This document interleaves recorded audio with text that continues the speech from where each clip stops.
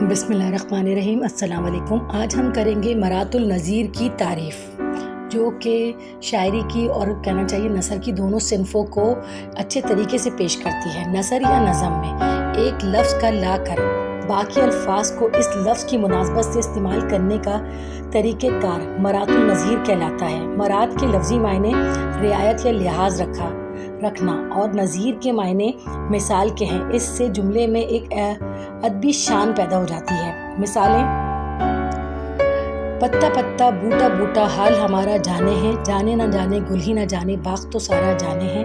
یہ میر تقی میر کا شعر ہے اور بہت لاجواب ہے۔ اس کے بعد نمبر 2 پر ہے: پھول نہ زیب چمن پر نہ پریشاں تھی شبنم، بوئے گل پھیلتی کس طرح جو ہوتی نہ نسیم۔